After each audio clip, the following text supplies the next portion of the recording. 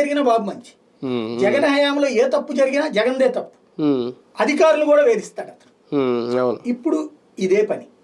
బేసిక్గా ఏం జరుగుతుందంటే దాన్ని ఏమంటారు, పొలిటికల్ గవర్నెన్స్ ఎప్పుడైతే వచ్చిందో అప్పుడు పట్టింది దరిద్రం ఇది.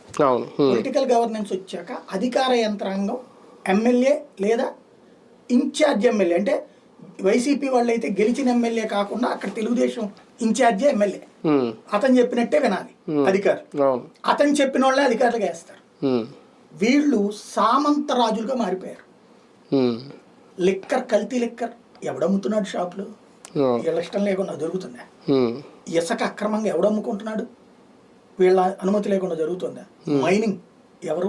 వీళ్ళ అనుమతి లేకుండా జరుగుతుంది. ఇల్లు కట్టాలంటే, అపార్ట్మెంట్ కట్టాలంటే ప్రతిదానికి డబ్బులు ఎవడు వసూలు చేస్తున్నాడు? వీళ్ళే. ప్రభుత్వ కార్యాలయంలో పని అవ్వాలంటే 3 రకాల లంచాలు: పెద్ద నాయకుడు, మధ్య నాయకుడు, అధికారి, ముగ్గురికి లంచాలు దోచేస్తున్నారు. అదే ముఖ్య ఈనాడు జ్యోతి రాస్తాయి. కానీ గ్రౌండ్ లెవెల్లో ఎమ్మెల్యేలు తప్పించి పైన లేదంటారు. ఎరువులది కూడా ఇప్పుడు జగన్ టైంలో ఒక సిస్టమేటిక్, అంటే జగన్ నేను చెప్పిన అడ్మినిస్ట్రేషన్ మార్క్స్ డెవలప్మెంట్లో అద్భుతంగా చేసుకొచ్చాడు. సొసైటీలకు అప్పచెప్పేశాడు. సొసైటీలో పని ఏంటంటే వాలంటీర్ ద్వారా, వాలంటీరే చేస్తాడు. వాలంటీరు తన పరిధిలో 50 మందో 100 మందో ఉంటారు కదా, అందులో ఉన్న రైతులకి నీకు ఎన్ని కావాలి, నీకు ఎన్ని కట్టలు కావాలి, ఈ లిస్ట్ పట్టుకుపోయి సొసైటీకి ఇస్తాడు.